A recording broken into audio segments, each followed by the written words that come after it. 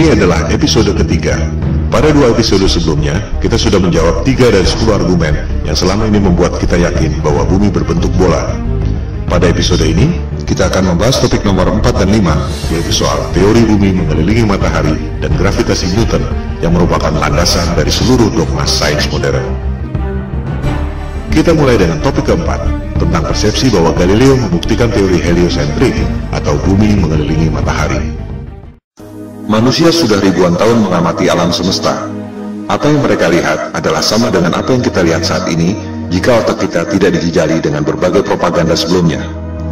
Jangan sekali-sekali meremehkan para astronom kuno, karena merekalah kapal laut bisa menyeberangi benua tanpa kompas hanya dengan melihat formasi bintang. Zodiak yang Anda pakai sekarang merupakan hasil pengamatan mereka. Mereka mampu menghitung gerhana secara akurat.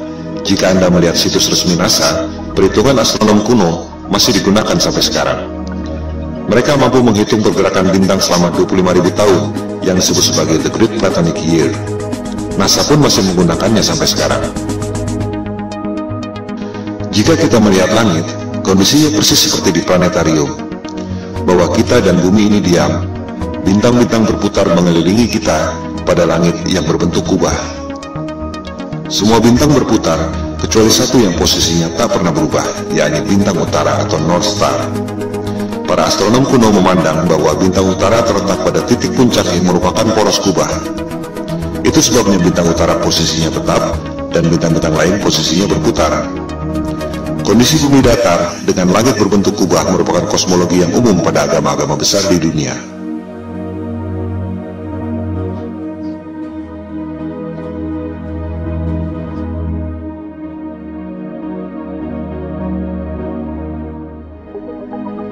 Yang tak banyak diketahui orang adalah peta standar dunia sebelum berdirinya NASA tahun 1958 adalah peta bumi datar. Silakan Anda buka situs Boston Public Library. Anda akan menemukan peta seperti ini.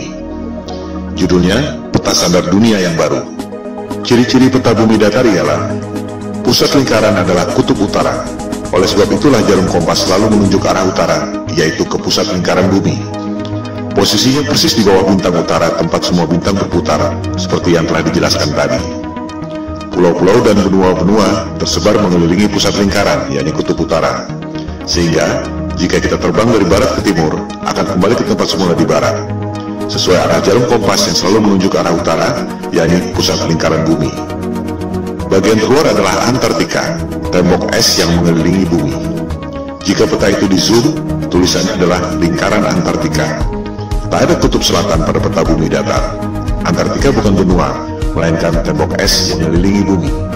Boston Public Library itu masih menyimpan arsip peta-peta bumi datar yang merupakan peta standar dunia sebelum NASA didirikan tahun 1958. Antartika bukan benua. Jika di zoom, tulisannya Impassable Ice atau tembok es yang tak dapat dilewati. Kita akan membahas soal tembok es Antartika ini pada episode berikutnya. Juga akan dibahas bagaimana USGS, United States of Geological Survey, lembaga paling kredibel di bidang geologi dan ilmu bumi, membuat peta bumi bola berdasarkan peta bumi datar. Anda bisa cek sendiri di situs USGS. Pembuatan peta bumi datar menjadi bumi bola disebut azimuthal equidistant dengan menggunakan rumus matematika yang dibuat oleh Al-Biruni, cendekiawan Muslim 1000 tahun lalu.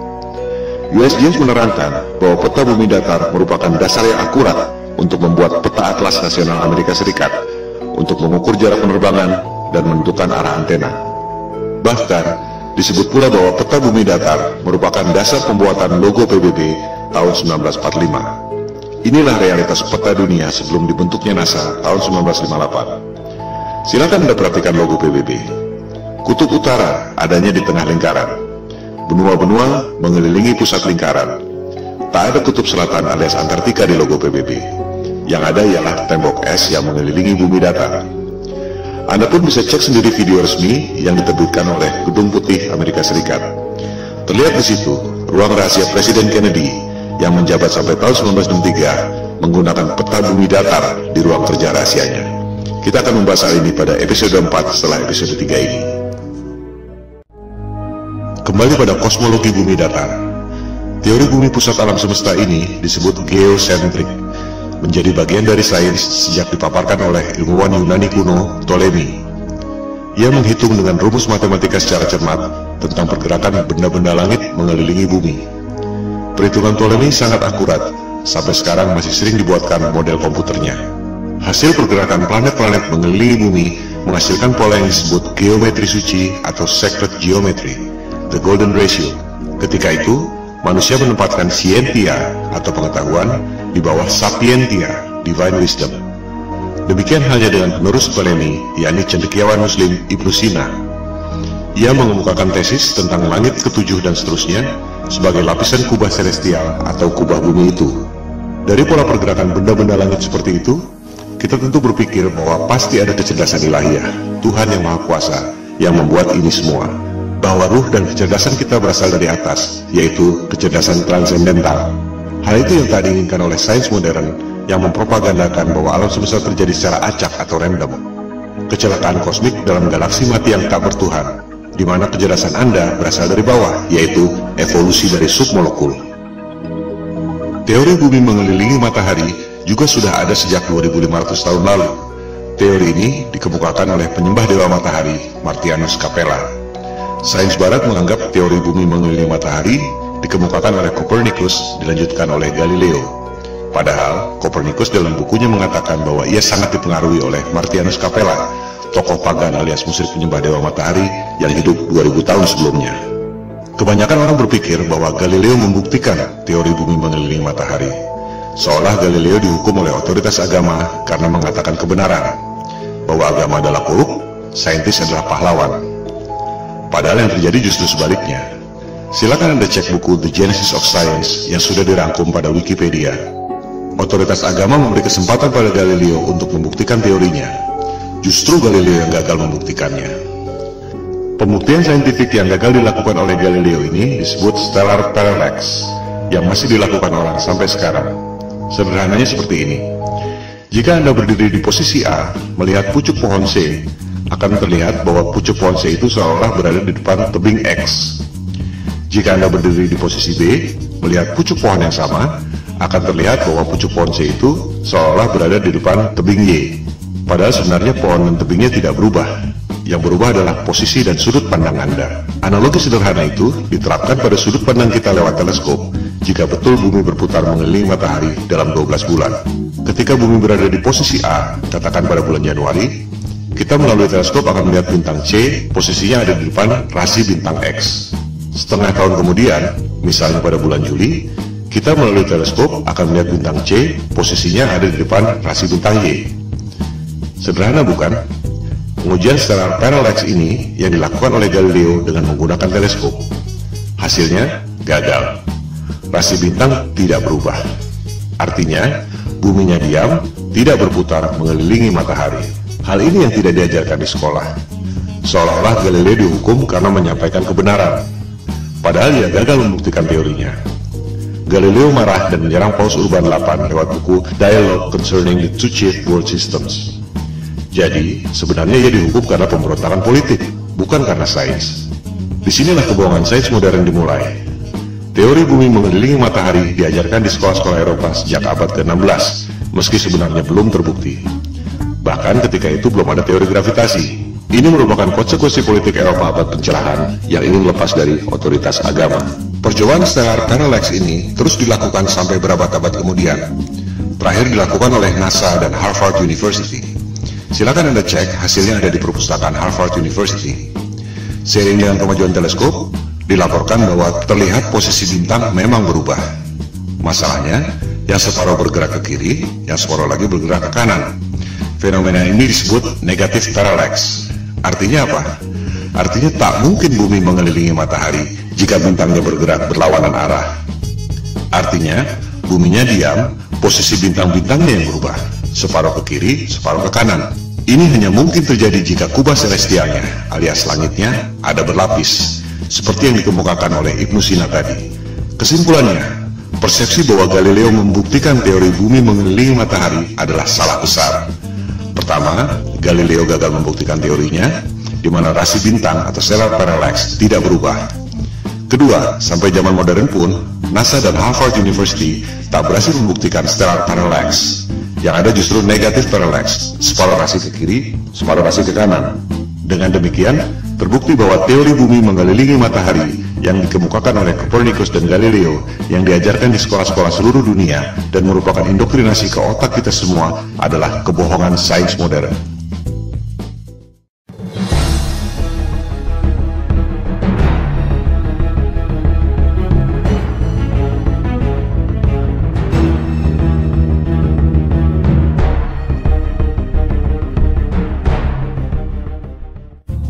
Teori gravitasi adalah fondasi utama yang merasionalkan teori bumi bola mengelilingi matahari.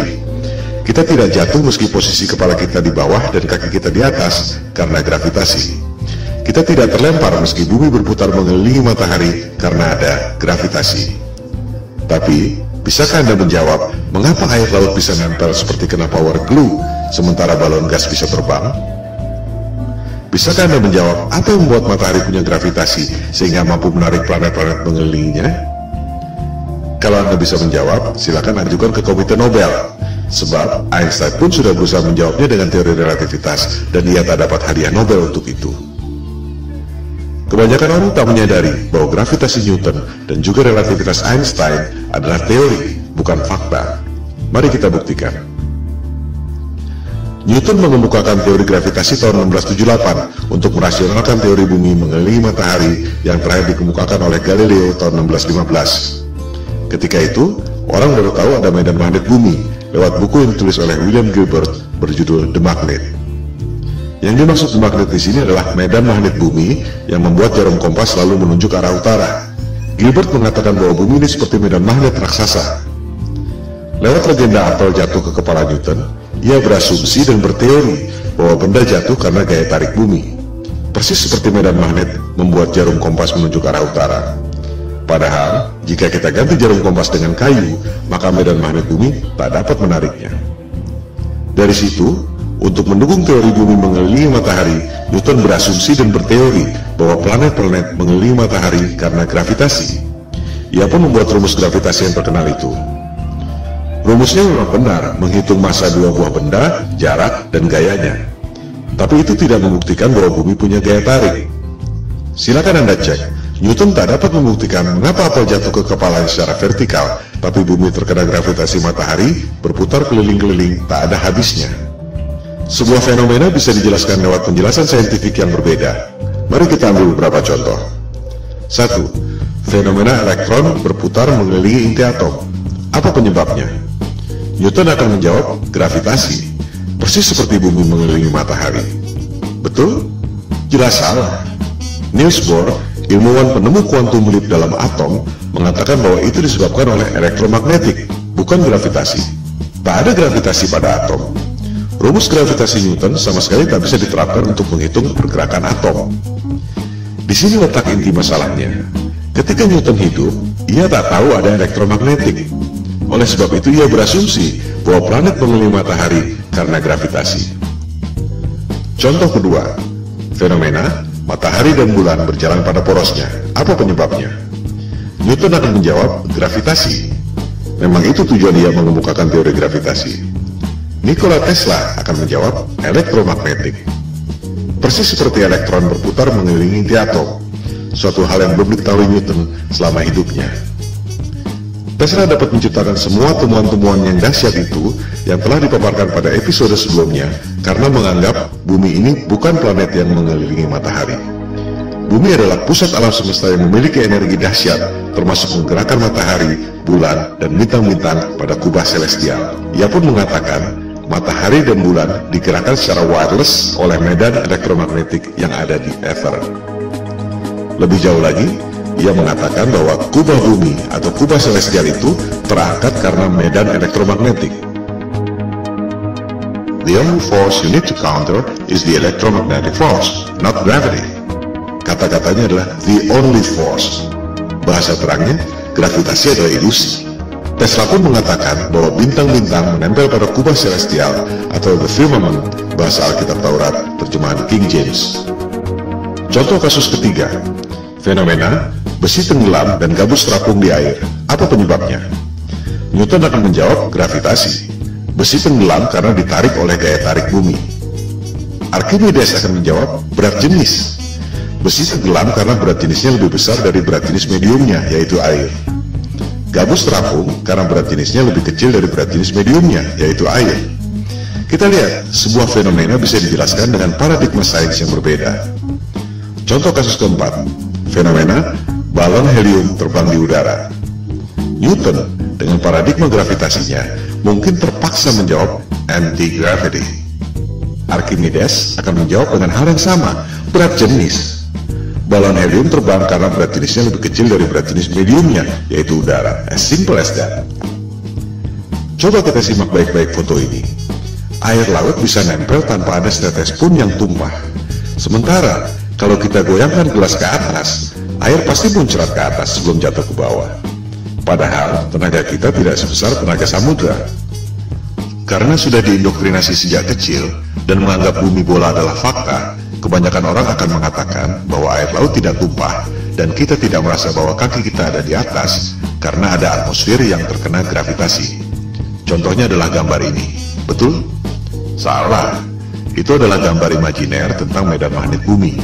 Banyak orang mengira gravitasi adalah medan magnet bumi, padahal bukan. Seperti dilihat pada gambar itu, ada jarum kompasnya. Artinya, itu adalah medan magnet bumi yang membuat kompas menunjuk arah utara, bukan gravitasi yang mampu menarik orang ataupun gajah. Gambar tentang gravitasi adalah seperti ini. Di situ tulisannya, gravitasi membuat semua yang ada di bumi ini stabil. Apakah itu gambar ilmiah? Jelas bukan.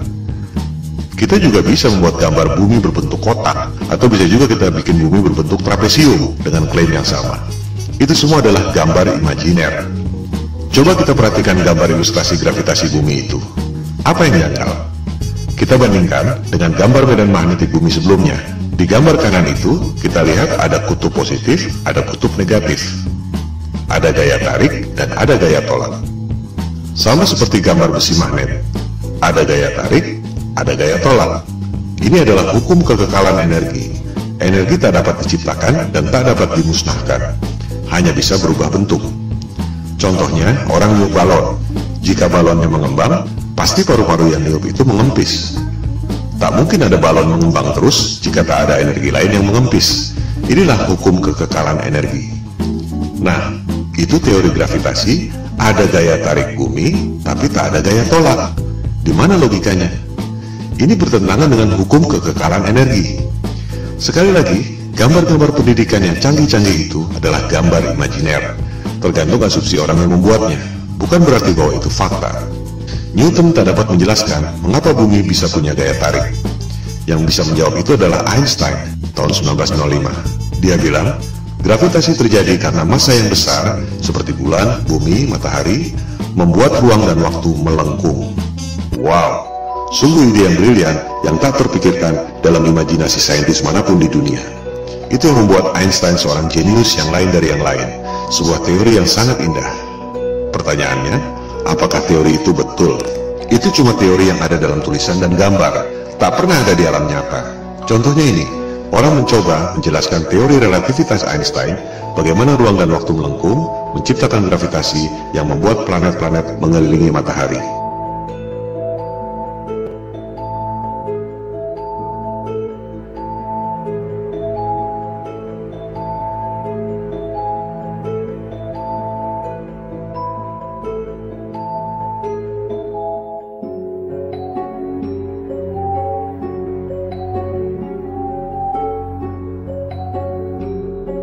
Kita lihat, tetap saja bola-bola yang kecil itu jatuh kan?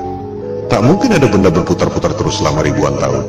Ini semua adalah teori ilusi, dan orang sedunia terpesona dengan pertunjukan sulap itu.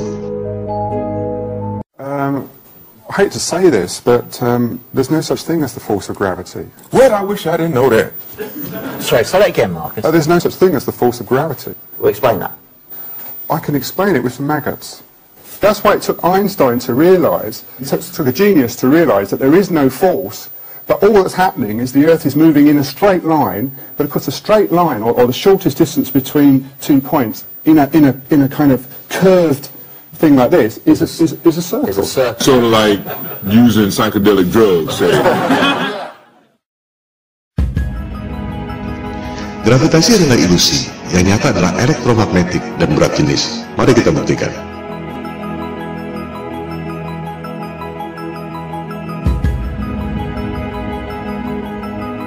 Jadi, betul kata Tesla.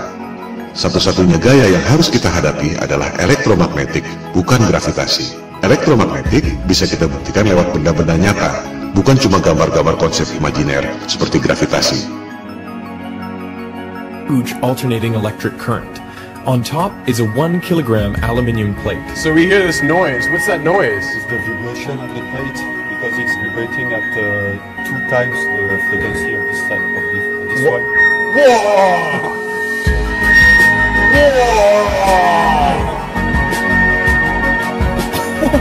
How does it do that?